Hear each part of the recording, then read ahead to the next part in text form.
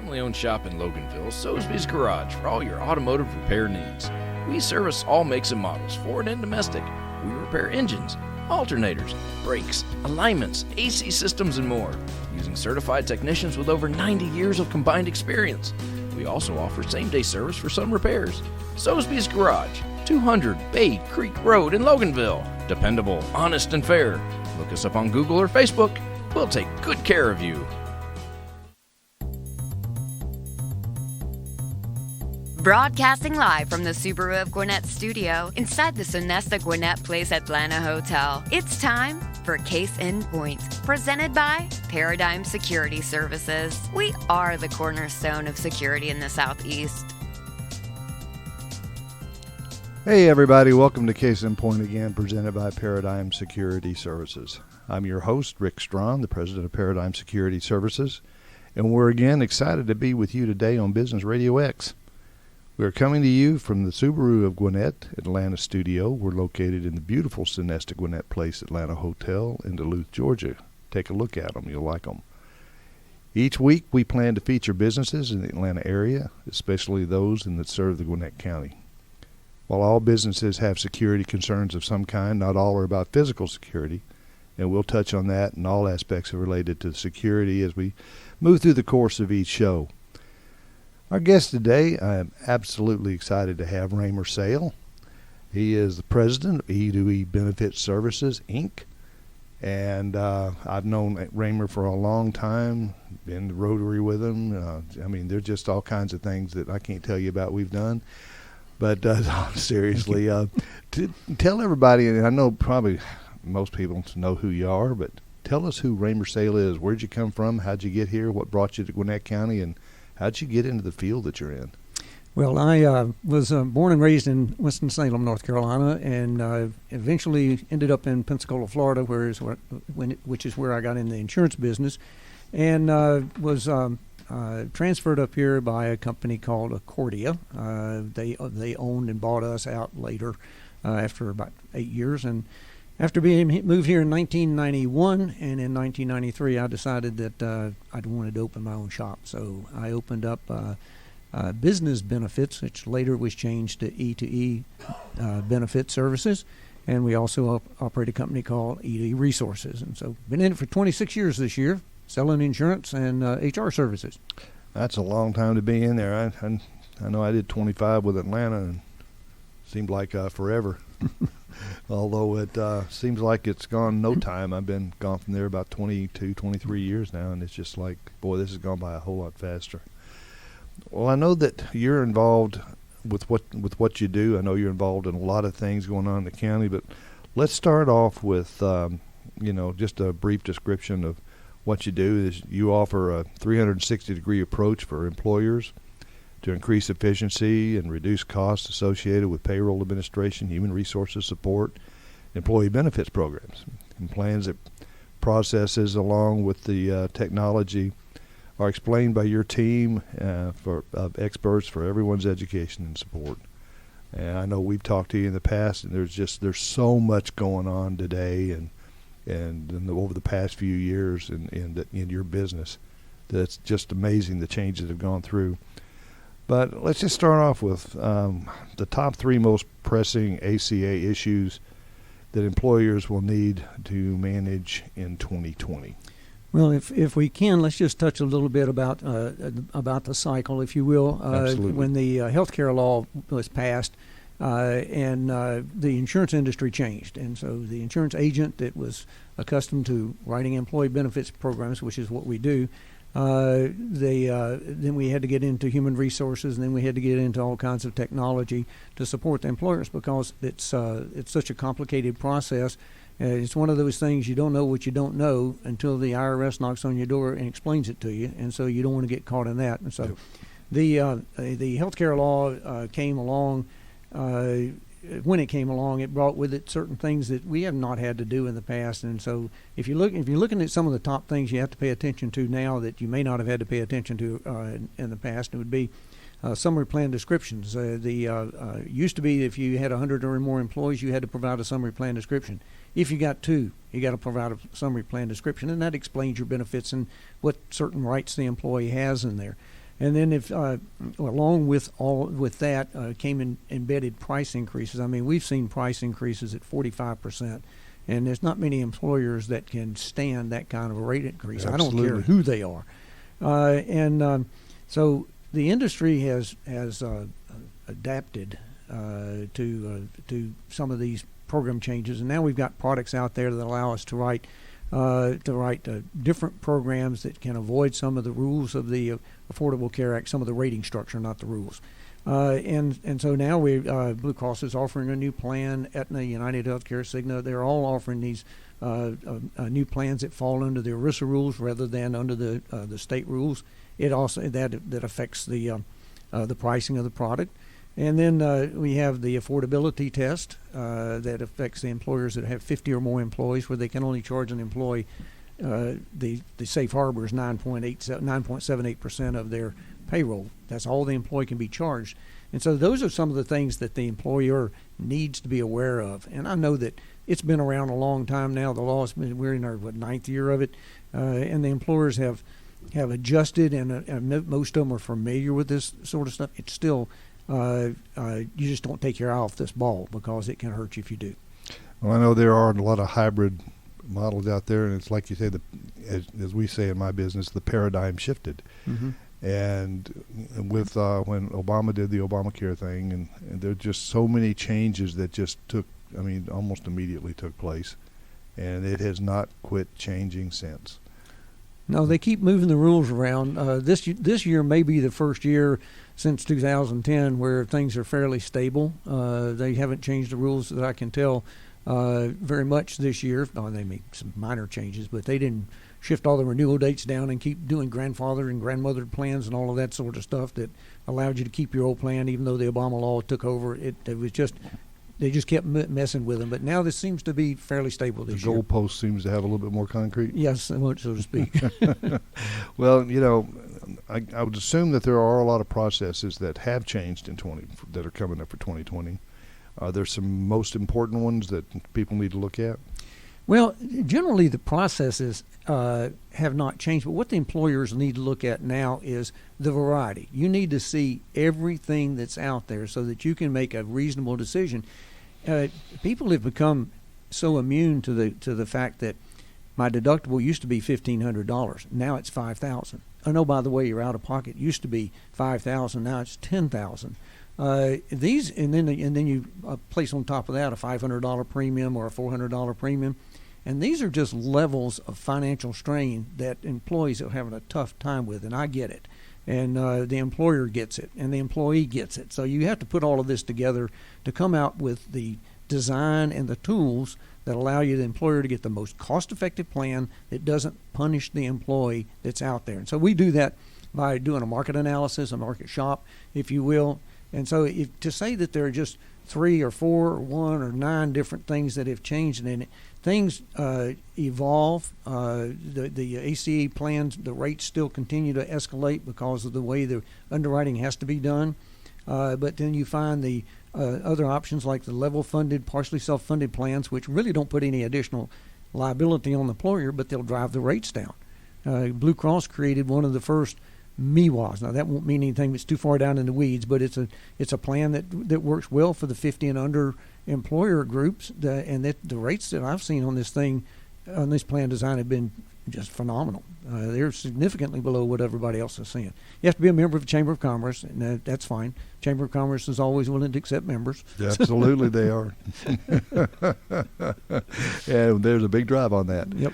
But I think it's important that everybody stay on top of it and at least be aware of what's coming at them and what they've got to do.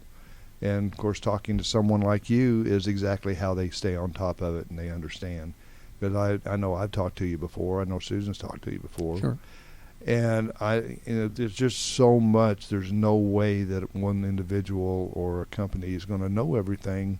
They need somebody there for that support help to help them understand what they've got to face. Yeah, and it even goes beyond that. It's not just the placing and design of the contract, is what happens afterwards. And so you're going to run into, not you specifically, but the employer and the employers are going to run into areas where they're going to have claims that are going to be questioned. and they're going to pick up the phone and they're going to go call customer service. And if they call customer service, they'll get an answer, and they call back in 10 minutes, they'll get a different answer, and they call back in 10 more minutes, they'll get a different answer. So what we do is behind the scenes, whenever we know of an issue, the employee identifies it for us, we go in through our routes to the carriers, and we work to get these claims issues and billing issues and enrollment issues resolved, because you don't want to put a plan in place and then have the agent say, okay, Mr. Employer, it's yours, I'll see you next year. No, that's just the beginning of it, because it's the behind the scenes work that makes it your representative agent a valuable tool.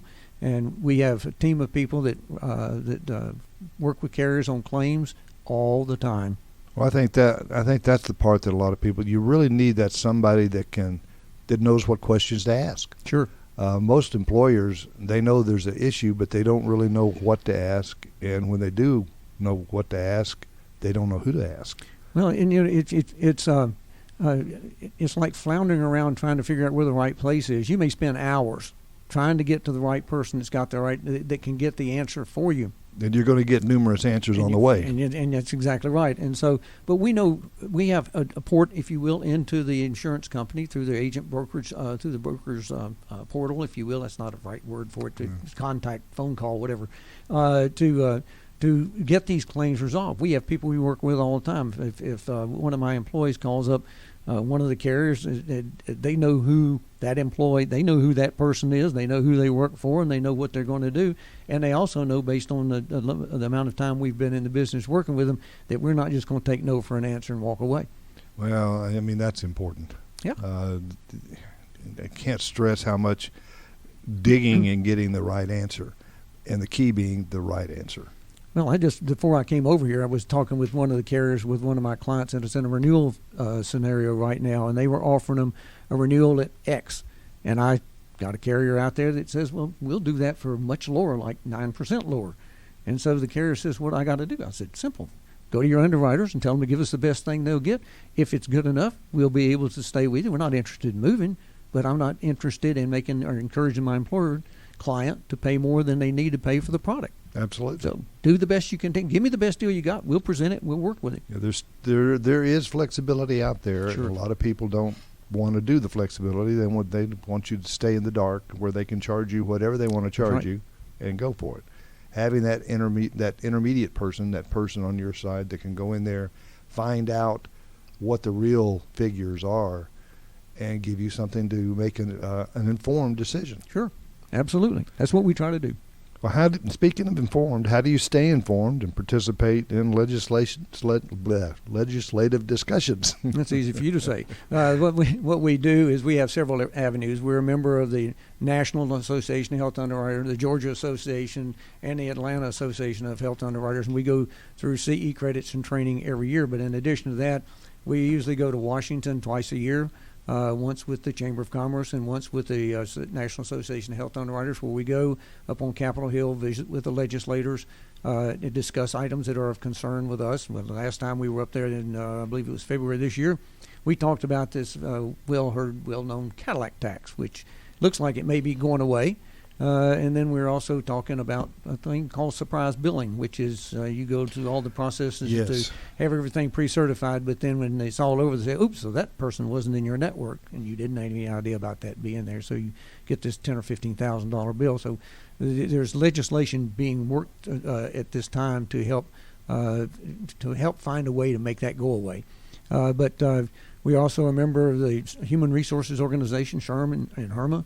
And then we have services that like HR 360 is a service that we use, and they constantly keep us updated with practices and laws and things that are changing and things that are in the work. So we stay involved through all of those organizations, and by doing that, you see a lot of redundancy, but you also see a lot of different ways of looking at the same thing. So that's the way we stay looped into it. Well, I know we get the emails from y'all on the, I believe it's HR 360. I'm sure it is. That come through us to let us know, kind of keep us informed of what's going on and, what's happening. Yep. And if there's changes, it lets us know what changes are there to keep us informed, to keep our HR department informed. That's priceless. It's a never-ending process, and some of the state laws that are changing now, the way you find out about it is when you get the invoice for failing to comply. For example, New York has a Family Medical Leave Act and a disability policy that if you have an employee there, you're required to have it. And one of my clients called some months back and said, "Hey, I got this bill for $16,000 from the state of New York for penalty for not having their name on my workers' comp policy." Well, we worked through that, got the penalty reversed. But how do you know this when the state passes that law?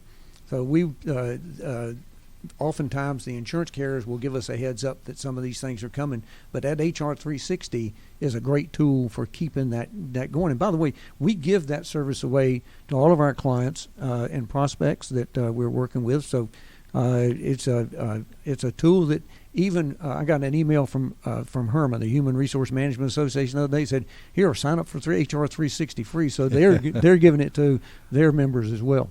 Well, and it's important to know that, you don't have to go out there and spend a lot of money. You don't even have, the nice thing is you don't even have to be a current client with you. That's correct. You're gonna provide that service for them and help them out. Sure. And that's invaluable. That just shows a lot of good customer service that I know you provide.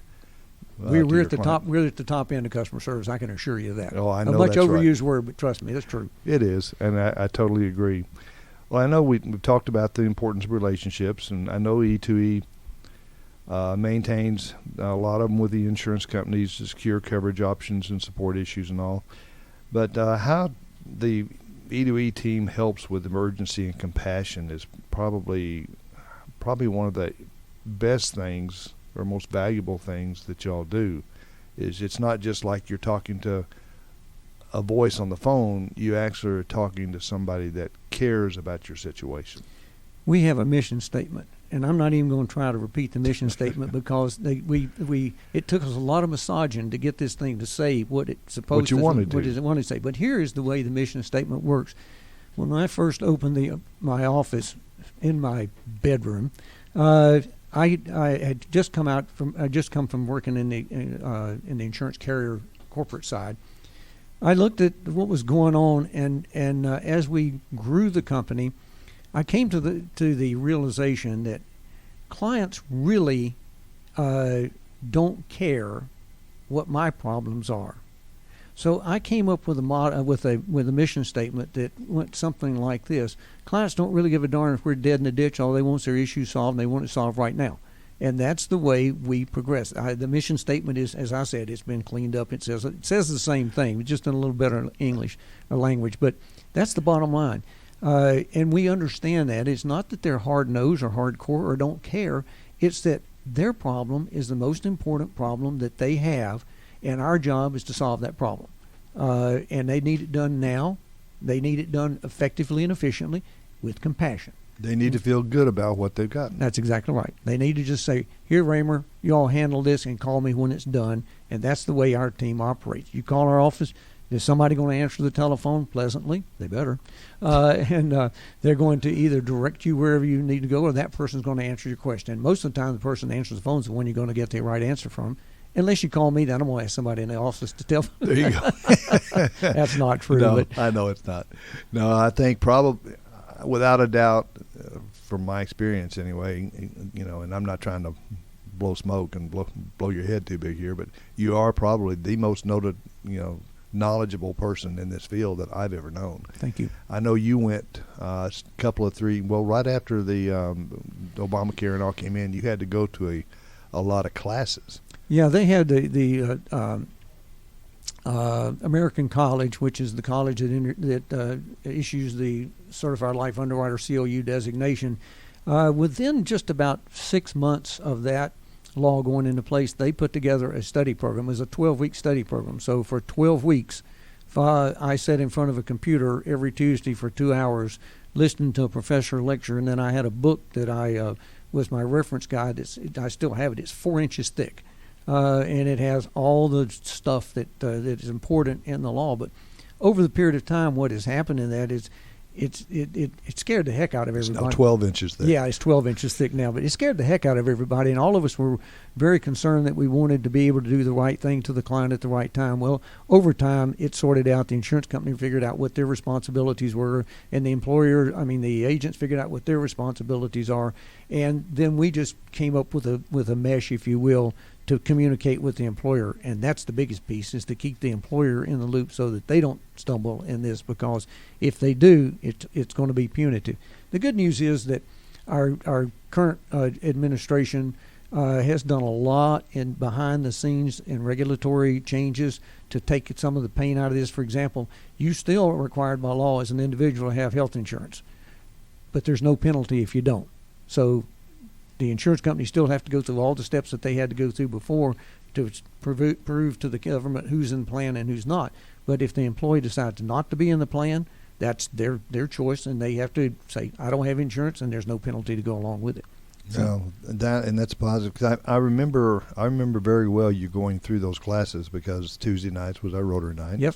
And for 12 weeks you weren't there, and we talked about it a lot, especially after you came back, about the intense studies that you had to do during that 12-week period. Yep. It was, I was not envious. We still do them. We just don't do them as much at one time. Yeah, I hear you. Well, getting ready for the new benefit year. Excuse me. When will the new rates be released? And, these are good reasons to have current plan reviewed. Share open enrollment, what's best practices, kind of where are we at on this, and what's the best approach to it right now? Well, the rates are released every 90 days in advance. For example, the October rates, August, September, October, the October rates became available in August.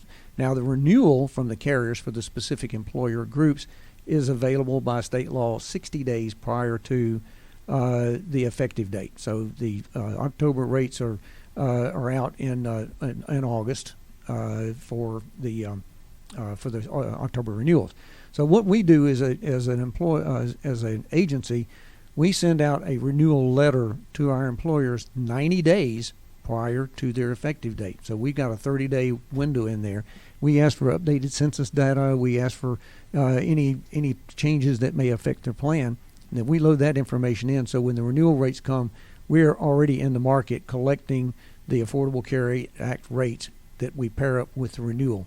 So we try to give our clients a 6-week advance notice. We got to have some time to prepare everything. So we try to get out 6 weeks, because, if you're making a $10,000 decision, you don't want to make it in the day you see it. You need to think about it. And so, but that's the renewals. The numbers are coming out every 90 days, and so the big part of the renewal season occurs in October, November, and December, and January. Even though they say it's fourth quarter, it blends over to January 1, because a lot of employers do calendar year. They have their fiscal year as a calendar year, and so they want their benefits to marry up with that.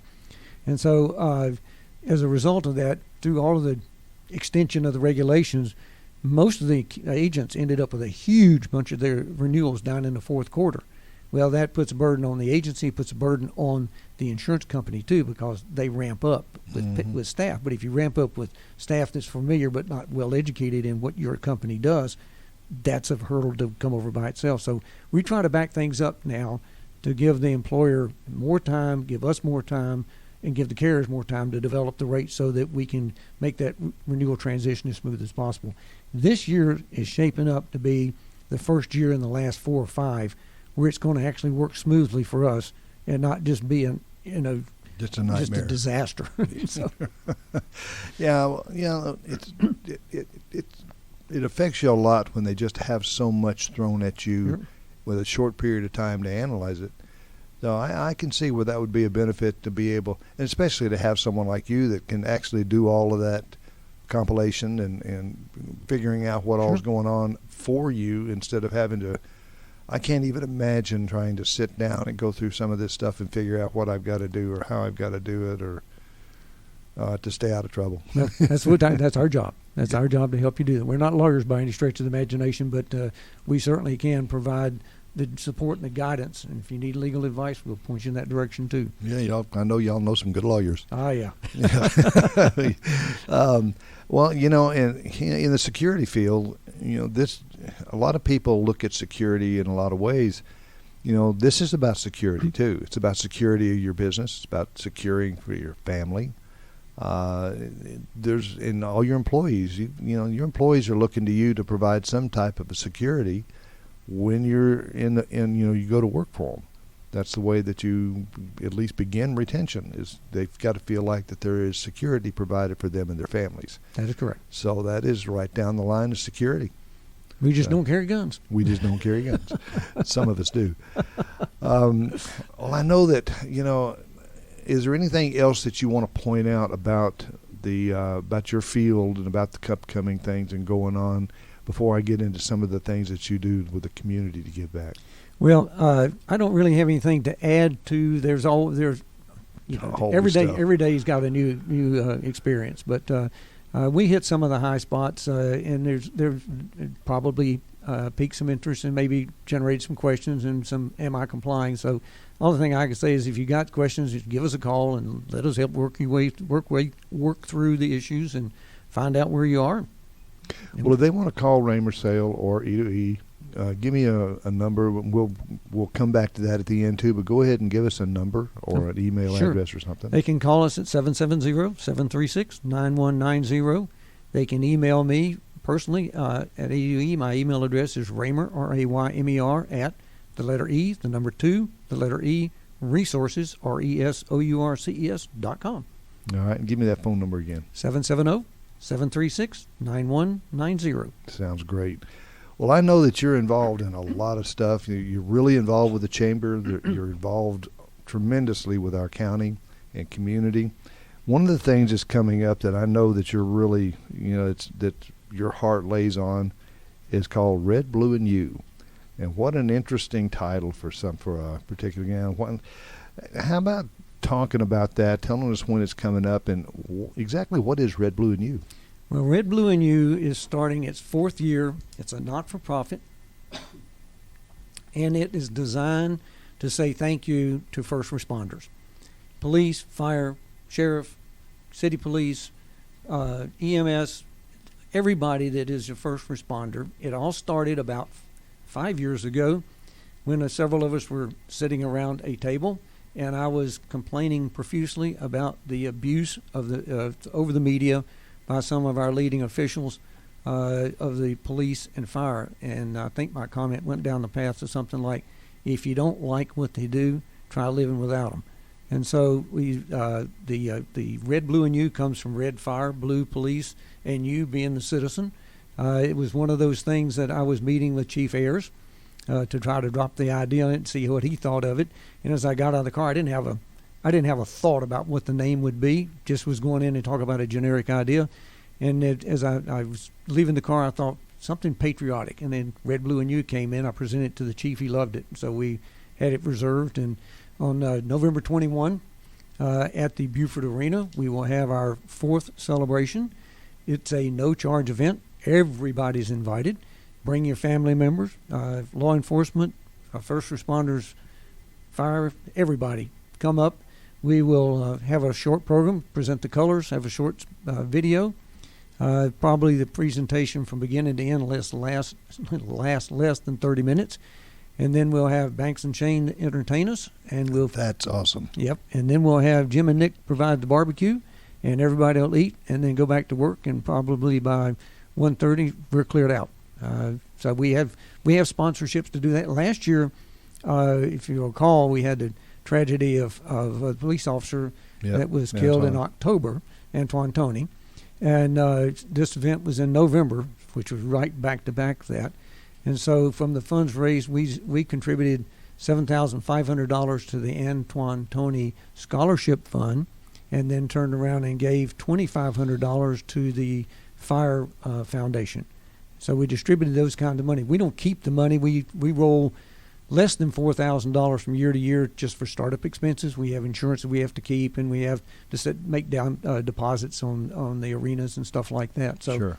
It's an inside event. We moved it inside after 2 years at the Coolray Field because luckily, I thought we were running out of good weather, and sure enough, last year it was miserable, rainy and cold. Where in the previous 2 years it had been sunny and hot. But we've moved it in there, and they're gracious enough to host us again this year.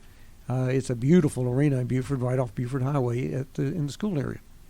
Well, one thing I want to just remind everybody that with September, the 11th, we had a drastic paradigm shift, which resulted in the name of our company.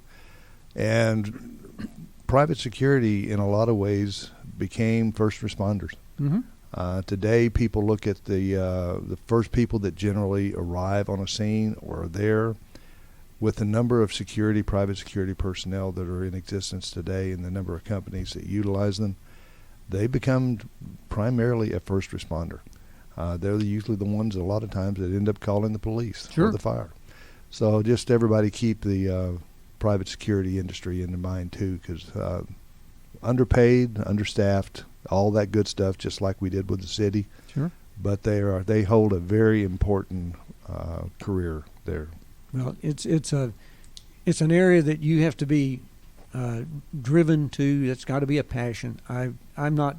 Well, the police officers and firemen and all of the EMTs and all of those people are running straight at the disaster. Absolutely. All the rest of us are looking at it the other way. How quick can I get away from it? And so, what they go through on a daily basis. I mean, nobody likes to have those roadside chats where the police officer explains to you what you weren't supposed to be doing. But that is just a minor part. Keeps you safe. It keeps you safe. It keeps you safe. And we have a sticker, a red, blue, and used sticker we encourage people to put on their cars. And just so that you'll know, I talked with the chief of police before I issued this, and he has assured me that if you have a red, blue, and used sticker on your car and you violate the law, you will be cited. Get it anyway. I know that's right. I know Butch would do that in a heartbeat. But it's one of those things where everybody needs to keep them in mind. And well, if you put the sticker on your car, the only purpose it does is as you're driving down the road and a police officer or a fireman or an EMT person in their civilian car with their family passes your car, they know there's a friend of first responders in the car. The police officer goes by, he knows there's a friendly person in that car that supports what they do. That's the whole purpose of the sticker. That's the only sticker I've ever put on my car. Well, and a lot of people don't realize that with law enforcement especially, and fire department, EMTs, all of us, when you've been retired, when something goes down, your first response is still to run for the problem. No, I couldn't not do it if I tried. And that comes from being in law enforcement for 25 years, and I know so many that are exactly the same way. They're going to run to it regardless, even though they've been retired for 20 years. Sure. That makes all the sense in the world. So the other thing I want to just run briefly right by is the HRMA meetings that I know you're involved with, my HR person goes to, sure, that the Gwinnett Chamber puts on. They do. It's the HRMA meetings, which, as I said before, it's the Human Resource Management Association. The Chamber sponsors a chapter, and once a month we have a variety of guests that come in and talk about HR issues. And usually draw anywhere between 40 and 60 people. We are the presenting sponsor, E2E is, and so we invite anybody to come up, contact the chamber. They're absolutely the meetings are worth attending. I've never been to one of those meetings. I didn't pull something out of it that was beneficial. So by all means, contact the chamber to get the meeting schedule. And I think it's the third Thursday, but don't trust that. Get it from the chamber. I think you're right. I know Carol Padgett, our HR director, attends those every month, and she's always bringing back something to talk about and something to share. Sure. They're very valuable. I think I've even spoken at one of them. Good. But, the bottom line is there's so many resources out here that you have at your fingertips if you just know where to look. Absolutely. And the best way to find out where to look is to ask somebody that knows. That's right. Such as Raymer Sale with E2E. That'll work. So give us that phone number one more time. Sure, it's 770-736-9190. Well, I want to thank you very much, Raymer, for being here. Always a pleasure. Thank you for joining us on Case in Point, everybody, presented by Paradigm Security Services. Remember that you can join us live every Wednesday at 11:30 in the morning, Or you can listen to our show anytime you want by going to radiox.com, clicking on Gwinnett Studio, and then click on Case in Point. Join us next week at 11:30 when we will talk with business leaders about their businesses and related security issues in today's world. Thanks again, Raymer, and for our producer, Mike. And again, I am Rick Strawn, and remember, at Paradigm Security Services, we cover more than just your assets. Thank you, Rick.